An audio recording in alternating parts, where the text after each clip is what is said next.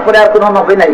এরপরে আসলাম স্টেপ, নবীদের পরে যারা এই দ্বীনের হাল ধরেছেন, দ্বীন ইসলাম প্রচারের যারা মিশন তৈরি করেছেন, তারা হলেন সাহাবায়ে কেরাম। কারা? তারা হলেন সাহাবায়ে কেরাম, যারা হলেন আসহাবে কান্নজুম, যাদের তারকার সাথে, আসমানের তারকার সাথে আল্লাহ রাব্বুল আলামিনের হাবিব তাদেরকে কি করেছেন? আখ্যায়িত করেছেন। সুবহানাল্লাহ।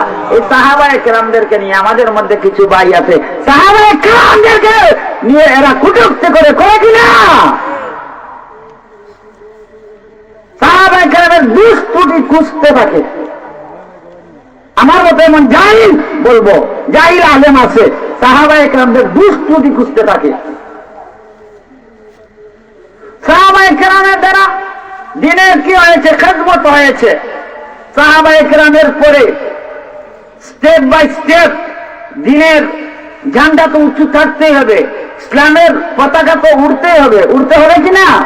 কারণ এই ইসলাম হচ্ছে আল্লাহর কাছে একমাত্র মনোনীত ধর্ম। আল্লাহ বলেন ইন্না দীনা ইনদাল্লাহিল ইসলাম, নিশ্চয় ইসলাম ধর্মই আমি আল্লাহর কাছে সবচেয়ে বেহতর ধর্ম, সবচেয়ে মনোনীত ধর্ম। সুবহানাল্লাহ। আমরা সেই ইসলাম ধর্মের ছায়াতলের মধ্যে আছি, থাকবো ইনশাআল্লাহ, ঠিক কিনা? বাবারা আমার, মুসলমান ইমানদারগণ, সাহাবায়ে কেরামের পরে যারাই ইসলামের হাল ধরেছেন, ইসলাম প্রসার করেছেন, তারাই ছিলেন আউলিয়ায়ে কেরাম, ঠিক কিনা? এই আউলিয়া কেরামদেরকে নিয়ে কটূক্তি মানুষ করে। আউলিয়া কেরামদের কাছে যাওয়া যাবে না, আউলিয়া কেরামদের উসিলা নেওয়া যাবে না, আউলিয়া কেরামদের জিয়ারতের মধ্যে যাওয়া যাবে না। এসব কিছু আলেম নামক অজ্ঞরা আছে, এরা আউলিয়া কেরামদের শত্রু, এরা আউলিয়া কেরামদের শত্রু, ঠিক কিনা? বাবারা আমার, মুসলমান ইমানদার, আল্লাহ রাব্বুল আলামিন নবী রাসূলের দ্বারা প্রথমে দ্বীনের প্রচার করিয়েছেন। সাহাবায়ে কেরামের নবীর পরে সাহাবায়ে কেরাম করেছেন, এরপরে আউলিয়ায়ে কেরাম। আচ্ছা, আপনি আমি আজকে কি মুসলমান হতে পারতাম যদি শাহজালাল আমাদের সিলেটের জমিনে না আসতেন? তাহলে এই শাহজালালকে নিয়ে এত চুলকানি কেন? এই শাহজালালকে নিয়ে এত চুলকানি কেন? আমরা শাহজালালের মাজারের মধ্যে যাই, এমনকি আউলিয়া কেরামদের মাজারের মধ্যে যাই জিয়ারতের উদ্দেশ্যে। আমরা কি এখানে ভক্তি করার জন্য যাই, না সেজদা করার জন্য যাই? ইম্পসিবল, এটা অসম্ভব। এসব করলে শিরক হয়ে যাবে, কারণ শিরকের গুনাহ সবচেয়ে ডেঞ্জারাস গুনাহ, সবচেয়ে মারাত্মক গুনাহ। ইন্না শিরকা লাযুলমুন আযীম, শিরকের গুনাহ হচ্ছে সবচেয়ে বড় গুনাহ। তাহলে এটা আমরা জানি, আল্লাহ জানিয়ে দিচ্ছেন শিরকের গুনাহ সবচেয়ে মারাত্মক গুনাহ, সবচেয়ে বড় গুনাহ। এই গুনাহ আমরা কি জেনে শুনে যে শাহজালালের মাজারে করব? একদম কেউ যদি পাগল থাকে, এটা অন্য কথা। পাগলের সাথে তো কোনো কিছুর হিসাব নাই, নামাজেরও হিসাব নাই। মাতালের উপর কি নামাজ আছে?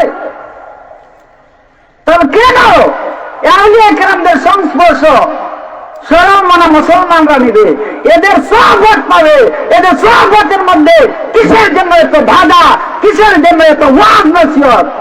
যাই সব আউলিয়া কেরামদের ব্যাপারে কটূক্তি করে এদেরকে আমরা ধিক্কার জানাই, ঠিক কিনা?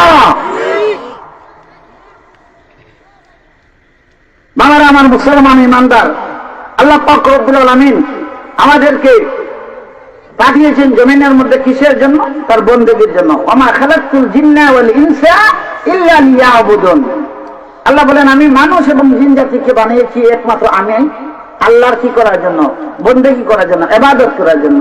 এখন ইবাদত আপনি করবেন, ইবাদত করতে হলে কেমন করে করবেন? এটা তো আপনি আমি রুল জানতে হবে। রুল জানা দরকার আছে কিনা? প্রত্যেকটা জিনিসের একটা রুলিং থাকে কিনা? রুল ছাড়া কোনো কিছু স্বয়ংসম্পূর্ণ হয় না। রুলকে মেনটেন করে চলতে হয়। এর জন্য আপনি আমি ইবাদত যে করব, এটা কি আসমান থেকে পড়ে গেলাম আর আমরা সব জেনে গেলাম? না, এটা তো সম্ভব নয়। কারো কাছ থেকে এটা জানতে হবে, কারো কাছ থেকে এটা শিখতে হবে। বাবার আমার মুসলমান ইমানদার, আউলিয়া কেরাম এর অবদানে আমাদের দেশের মধ্যে ইসলামের প্রচার হয়েছে, প্রসার হয়েছে, যেই কারণে এই আউলিয়া কেরামদেরকে আপনি আমি রেসপেক্ট করতে হবে, এদেরকে সম্মান দিতে হবে। যারা আমাদের কাছ থেকে আল্লাহর রাহে চলে গেছেন, এদের মাদার জিয়ারত করে এদের ফয়েজ নিয়ে আপনি আমি ফয়েজের হতে হবে, ঠিক কিনা? এই আউলিয়া কেরামদের সঙ্গ নেওয়ার জন্য, সত্যবাদীদের সঙ্গ নেওয়ার জন্য আল্লাহ রাব্বুল আলামিন তার কালামুল্লাহ শরীফের মধ্যে বলেন, ইয়া আইয়ুহাল্লাযীনা আমানু তাকুল্লাহা ওয়া কুনু মা'আস সাদিকিন। আমার আল্লাহ রাব্বুল আলামিন বলেন, ইয়া আইয়ুহাল্লাযীনা আমানু, হে ঈমানদারগণ, আল্লাহ আপনাকে আমাকে ইয়া আইয়ুহান নাস, হিন্দু মুসলিম বৌদ্ধ খ্রিস্টান সবাইকে একসাথে মিলিয়ে বলেন নাই। হিন্দুরা কি ইমানদার না ইমানদার নয়? বৌদ্ধ খ্রিস্টান যতটা আছে কেউ ইমানদার নয়। আল্লাহ আপনাকে আমাকে ইমানদার বলে ডাকতেছেন। আল্লাহ রাব্বুল আলামিন আপনাকে আমাকে কোন মানুষ বলেই শুধু ডাকেন নাই, আল্লাহ আপনাকে আমাকে সম্মান দিয়ে আল্লাহ রাব্বুল আলামিন ডাকতেছেন, ইয়া আইয়ুহাল্লাযীনা আমানু তাকুল্লাহ, হে ঈমানদারগণ, তোমরা আমি আল্লাহ রাব্বুল আলামিনকে ভয় করো। আমি আল্লাহ রাব্বুল আলামিনের ডর ভয় অন্তরের মধ্যে ঢুকিয়ে দাও। ইমানদারদেরকে উদ্দেশ্য করে আল্লাহ ডাক দিয়ে বলতেছেন, আমি আল্লাহর ডর ভয় অন্তরের মধ্যে কি করে নাও, স্থাপন করে নাও, অন্তরের মধ্যে ঢুকিয়ে দাও। আমি আল্লাহর ডর ভয় অন্তরের মধ্যে স্থান দিবে। এরপর আল্লাহ আয়াতের অন্য স্টেপের মধ্যে আমার আল্লাহ রাব্বুল আলামিন জানিয়ে দেন, ওয়া কুনু মা'আস সাদিকিন, ওয়া কুনু মা'আস সাদিকিন, তোমরা সত্যবাদীদের সঙ্গ নাও। বলেন সুবহানাল্লাহ। তোমরা সত্যবাদীদের সঙ্গ নাও। এখন সত্যবাদী কারা আমরা জানা দরকার আছে কিনা? আল্লাহ বলছেন সত্যবাদীদের সঙ্গ নিতে। এখন কারা সত্যবাদী? না হাদাইছিলা সুতো থাকতে শুনেছি এক ব্যক্তি, যাই হোক আল্লাহ মাফ করেন, হ্যাঁ, ওর নাম ফেমাস হয়ে গেছিল। ওই সময়ের ভাইরাল নাম হলো হাদাইছিল। আমরা কি হাদাইছিল সঙ্গ নেব? তা সুরার সাথে গেলে তো সুরা হওয়া যায়, ঠিক না? আল্লাহ বলছেন তোমার সত্যবাদীদের সঙ্গ নাও। এখন সত্যবাদী কারা? সত্যবাদী আপনি একটু নজর দিবেন রে বাবা। সত্যবাদী হলো 5 ওয়াক্তের নামাজ যার মধ্যে আছে, যার মধ্যে শরীয়তের প্রত্যেকটা জিনিস পঙ্খানুপুঙ্খি ভাবে থাকবে, ওই সব ধরনের মানুষরাই হলো সত্যবাদী। যারা জীবনে মিথ্যা বলে না, মিথ্যা তো বলেই না। আল্লাহর যত আইন কানুন রয়েছে প্রত্যেকটা আইন কানুনকে মেনে চলে, ওই ধরনের মানুষরাই হচ্ছে সত্যবাদী। সুবহানাল্লাহ। হক্কানি আউলিয়া কেরাম যারা, এরাই সত্যবাদী ধরে নেওয়া যায়। এই হক্কানি আউলিয়া কেরামদের আপনি আমি যদি সহবত নেই, এদের সংস্পর্শে যাই, কোনদিন কোন হক্কানি আউলিয়া কেরাম বলবেন না ভাই যে তার মুরিদকে বলবেন না আমার পায়ের মধ্যে এসে সেজদা দেও, ঠিক কিনা? আমার পায়ের মধ্যে এসে সেজদা দেও, কোন হক্কানি আউলিয়া কেরাম এটা বলবেন না। বন্ধ যারা আছে তাদের ব্যাপারে বলতে পারো, সবাইকে এক জায়গায় জগা খিচুড়ি বানিয়ে দাও। ও ভাই, এটা তোমার কোন ব্যাপার? কার টাকা খেয়ে এইসব বলো?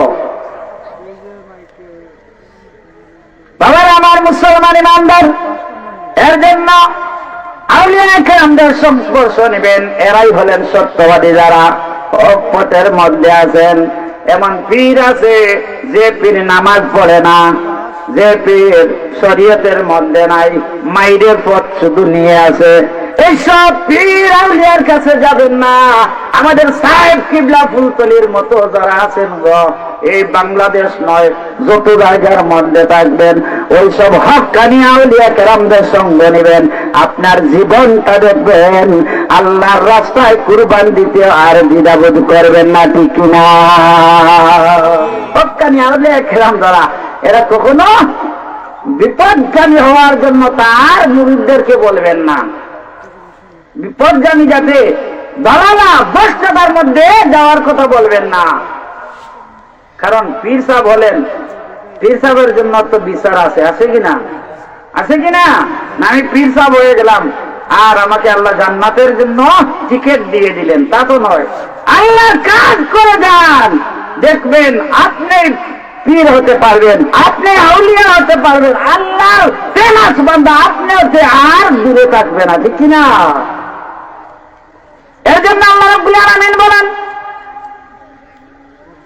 তাদের কোনো ভয় নাই, তাদের কোনো চিন্তা নাই যারা হক্কানি আউলিয়া কেরাম। আল্লাহ রাব্বুল আলামিন বলেন সূরাতুল ইউনূসের মধ্যে আল্লাহ বলেন আলা ইন্না আউলিয়া আল্লাহি লা খাউফুন আলাইহিম ওয়া লা হুম ইয়াহজানুন।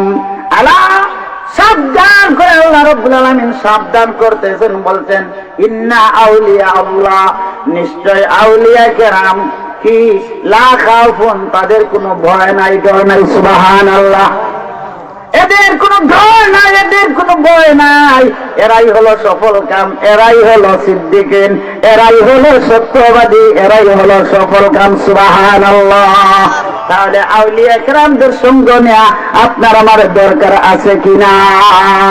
আল্লাহ জানিয়েছেন আউলিয়া কেরামের ডর নাই, ভয় নাই। তাহলে যাদের ডর ভয় নাই এদের সাথে চললে আপনার আমার ডর ভয়ের কোনো